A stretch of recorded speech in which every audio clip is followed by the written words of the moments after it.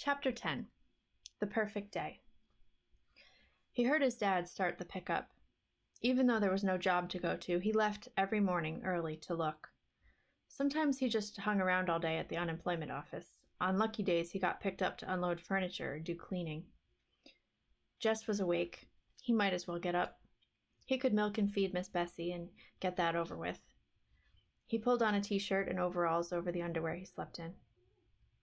"Where are you going?" "Go back to sleep, Maybelle." "I can't. The rain makes too much noise." "We'll get up then." "Why are you so mean to me?" "Will you shut up, Maybelle? You'll have everyone in the whole house woke up with that big mouth of yours." Joyce Ann would have screamed, but Maybelle made a face. "Oh, come on," he said. "I'm just going to milk Miss Bessie. Then maybe we can watch cartoons if we keep the sound real low." Maybelle was as scrawny as Brenda was fat. She stood a moment in the middle of the floor in her underwear, her skin white and goosebumpy. Her eyes were still drooped from sleep, and her pale brown hair stuck up all over her head like a squirrel's nest on a winter branch. That's got to be the world's ugliest kid, he thought, looking her over with genuine affection. She threw her jeans into his face. "I'm going to tell Mama." He threw the jeans back at her. "Tell Mama what?" "How you just stand there staring at me when I ain't got my clothes on?" Lord. She thought he was enjoying it. "Yeah, well," he said, heading for the door so she wouldn't throw anything else at him. "Pretty girl like you, can't hardly help myself." He could hear her giggling as he crossed the kitchen. The shed was filled with Miss Bessie's familiar smell. He clucked her gently over and set his stool at her flank and the pail beneath her speckled udder. The rain pounded the metal roof of the shed so that the plink of milk in the pail set up a counter rhythm. If only it would stop raining. He pressed his forehead against Miss Bessie's warm hide. He wondered idly if cows were ever scared. Really scared. He had seen Miss Bessie jitter away from PT, but that was different. A yapping puppy at your heels is an immediate threat, but the difference between him and Miss Bessie was that when there was no PT in sight, she was perfectly content, sleepily chewing her cud. She wasn't staring down at the old Perkins place, wondering and worrying. She wasn't standing there on her tippy toes while anxiety ate holes through all her stomachs. He stroked his forehead across her flank and sighed. If there was still water in the creek come summer, he'd ask Leslie to teach him how to swim. "How's that?" he said to himself. "I'll just grab that old terror by the shoulders and shake the daylights out of it. Maybe I'll even learn scuba diving." He shuddered. He may not have been born with guts, but he didn't have to die without them. "Hey, maybe you could go down to medical college and get a gut transplant." "No, Doc, I got me a perfectly good heart. What I need is a gut transplant. How about it?" He smiled. He'd have to tell Leslie about wanting a gut transplant. It was the kind of nonsense she appreciated. Of course, he broke the rhythm of the milking long enough to shove his hair out of his face. "Of course, what I really need is a brain transplant. I know Leslie. I know she's not going to bite my head off or make fun of me if I say I don't want to go across again till the creek's down. All I gotta do is say, 'Leslie, I don't want to go over there today.' Just like that. Easy as pie. 'Leslie, I don't want to go over there today.' How come?" "How come? Because, I called you 3 times already." Maybelle was imitating Ellie's prissiest manner. "Called me for what?" "Some lady wants you on the telephone. I had to get dressed to come get you." He never got phone calls.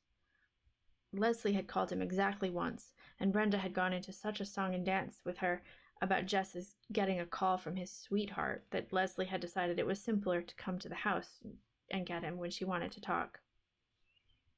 "It sounds kind of like Miss Edmonds." It was Miss Edmonds. "Jess?" Her voice flowed through the receiver. "Miserable weather, isn't it?" "Yes'm." He was scared to say more for fear she'd hear the shake. "I was thinking of driving down to Washington, maybe go to the Smithsonian or the National Gallery. How would you like to keep me company?" He broke out in a cold sweat. "Jess?" He licked his lips and shoved the hair off his face. "You still there, Jess?" "Yes'm." He tried to get a deep breath so he could keep talking. Would you like to go with me? Lord. Yes'm. Do you need to get permission? She asked gently. Yes'm. He had somehow managed to twist himself up in the phone cord. Yes'm, just a minute. He untangled himself, put the phone down quietly, and tiptoed into his parents' room. His mother's back made a long hump under the cotton blanket. He shook her shoulder very gently. Mama, he was almost whispering. He wanted to ask her without really waking her up. She was likely to say no if she woke up and thought about it. She jumped at the sound but relaxed again, not fully awake. Teacher wants me to go to Washington to the Smithsonian. Washington? The syllables were blurred. Yeah, something for school? He stroked her upper arm. Be back before too late, okay? Don't worry, I done milking. She pulled the blanket to her ears and turned on her stomach. Jess crept back to the phone. It's okay, Miss Edmonds. I can go. Great. I'll pick you up in 20 minutes. Just tell me how to get to your house. As soon as he saw her car turn in, Jess raced out the kitchen door through the rain and met her halfway up the drive. His mother could find out the details from Maybelle after he was safely up the road. He was glad Maybelle was absorbed in the TV. He didn't want her waking Mama up before he got away. He was scared to look back even after he was in the car and on the main road for fear he'd see his mother screaming after him. It didn't occur to him until the car was past Millsburg that he might have asked Miss Edmonds if Leslie could have come too. When he thought about it, he couldn't suppress a secret pleasure at being alone in this small, cozy car with Miss Edmonds. She drove intently, both hands gripping the top of the wheel, peering forward. The wheels hummed and the windshield wipers slicked a merry rhythm. The car was warm and filled with the smell of Miss Edmonds. Jess sat with his hands clasped between his knees, the seatbelt tight across his chest. Damn rain, she said. I was going stir-crazy. Yes'm, he said happily. You too, huh? She gave him a quick smile. He felt dizzy from the closeness. He nodded. Have you ever been to the National Gallery? No, ma'am. He had never even been to Washington before, but he hoped she wouldn't ask him that. She smiled at him again. Is this your first trip to an art gallery? Yes'm. Great, she said. My life has been worthwhile after all. He didn't understand her, but he didn't care. He knew she was happy to be with him, and that was enough to know. Even in the rain, he could make out the landmarks, looking surprisingly the way the books had pictured them. The Lee mansion high on the hill, the bridge, and twice around the circle so he could get a good look at Abraham Lincoln looking out across the city, the White House, and the monument at the other end of the Capitol. Leslie had seen all these places a million times. She had even gone to school with a girl whose father was a congressman. He thought he might tell Miss Edmonds later that Leslie was a personal friend of a real congressman. Miss Edmonds had always liked Leslie. Entering the gallery was like stepping inside the pine grove, the huge vaulted marble, the cool splash of the fountain, and the green growing all around. Two little children had pulled away from their mothers and were running about, screaming to each other. It was all Jess could do not to grab them and tell them how to behave in so obviously a sacred place. And then the pictures, room after room, floor after floor. He was drunk with color and form and hugeness, and with the voice and perfume of Miss Edmonds always beside him. She would bend her head down close to his face to give some explanation or ask him a question, her black hair falling across her shoulders. Men would stare at her instead of the pictures, and Jess felt they must be jealous of him for being with her. They ate a late lunch in the cafeteria. When she mentioned lunch, he realized with horror that he would need money, and he didn't know how to tell her that he hadn't brought any. Didn't have any to bring, for that matter. But before he had time to figure anything out, she said, Now, I'm not going to have any argument about who's paying. I'm a liberated woman, Jess Aarons. When I invite a man out, I pay. He tried to think of some way to protest without ending up with the bill, but couldn't, and found himself getting a $3 meal, which was far more than he had meant to have her spend on him. Tomorrow he would check out with Leslie how he should have handled things. After lunch, they trotted through the drizzle to the Smithsonian to see the dinosaurs and the Indians. There they came upon a display case holding a miniature scene of Indians disguised in buffalo skins, scaring a herd of buffalo into stampeding over a cliff to their death, with more Indians waiting below to butcher and skin them. It was a three-dimensional nightmare version of some of his own drawings. He felt a frightening sense of kinship with it. "Fascinating, isn't it?" Miss Edmonds said, her hair brushing his cheek as she leaned over to look at it. He touched his cheek. "Yes." To himself he said, "I don't think I like it," but he could hardly pull himself away. When they came out of the building, it was into brilliant spring sunshine. Jess blinked his eyes against the glare and the glisten. "Wow," Miss Edmonds said. "A miracle. Behold the sun. I was beginning to think she had gone into a cave and vowed never to return, like the Japanese myth." He felt good again. All the way home in the sunshine, Miss Edmonds told funny stories about going to college one year in Japan, where all the boys had been shorter than she, and she hadn't known how to use the toilets. He relaxed. He had so much to tell Leslie and ask her. It didn't matter how angry his mother was. She'd get over it. And it was worth it. This one perfect day of his life was worth anything he had to pay. One dip in the road before the old Perkins place, he said, "Just let me out at the road, Miss Edmonds. Don't try to turn in. You might get stuck in the mud." "Okay, Jess," she said. She pulled over at his road. "Thank you for a beautiful day."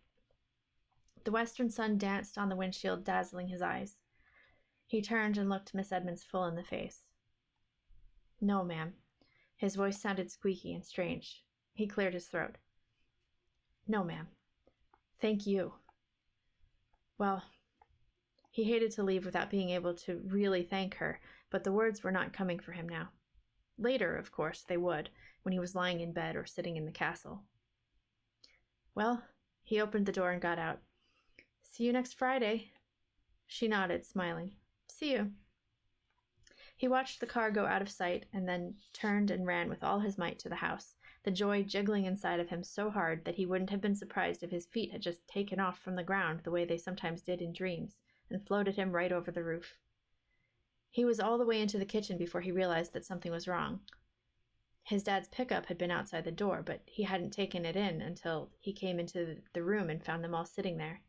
His parents and the little girls at the kitchen table and Ellie and Brenda on the couch. Not eating. There was no food on the table. Not watching TV. It wasn't even turned on. He stood unmoving for a second while they stared at him. Suddenly his mother let out a great shuddering sob. "Oh my God! Oh my God!"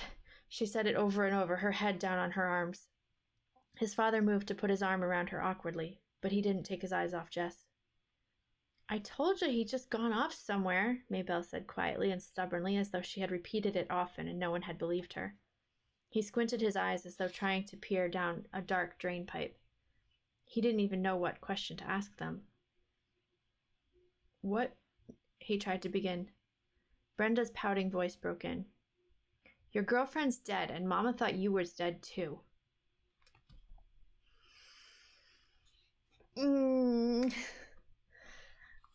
Okay, I know that I saw that coming, but also I want to keep reading. It's not foreshadow, but like the contrast between knowing that he's having a perfect day and he's going to come back to something extremely, extremely bad. You kind of just feel it. At least, like, I did. I feel like, as I was saying before, like, a kid, I think, maybe wouldn't pick up on it. But it's definitely, I think, there. Like, his fear of the creek and the fact that she's always going there, even if the creek is high. It just feels like that's building up to what it's going to be. Even to the point where he says he squinted his eyes as though trying to peer down a dark drain pipe.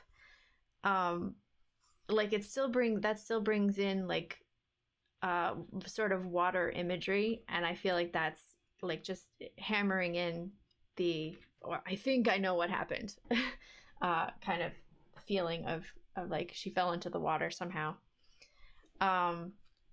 I want to keep reading, but I did say 2 chapters per stream, so I'm gonna have some restraint. I do want to still talk a little bit about about his trip to Washington, because I've been to the Smithsonian and I want to like sort of dwell on that a little bit before next week having to go into like how did Leslie die.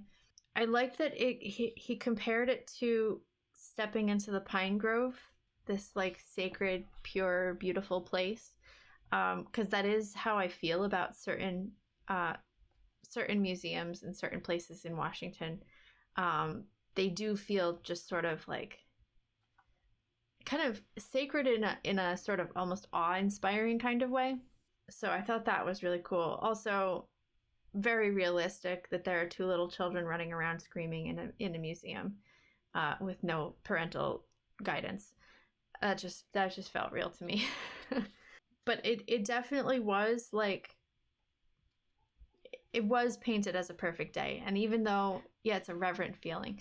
Even though I kind of had this feeling like I know that there's something bad is going to happen, it didn't detract from just sort of enjoying like that perfect day and just taking it in for like what it is. And also, I know this book was written. Hold on, this book was written. It looks like 1977, 1972. No, 1977. I feel like the scene with the buffalo stampeding over the cliff to their death, I feel like that's still there. Like, I think I've seen that at the Natural History Museum. But I don't know. That just feels like something that's very museum-ish. having sort of like a panorama, not panorama, what is it? Diorama. Overall, definitely a perfect day. Definitely did not end well. And yeah, if I had been reading it as a kid, I think I would not have known something bad was going to happen until he gets into the kitchen and he realizes something is wrong. Where it's like the author just basically has to spell it out for me. I feel like that's how I would have read the book as a kid. Hi there. Thanks for joining our book club. If you'd like to join the conversation, I would love it if you would leave us a comment. And if you'd like to see more, check out the playlist.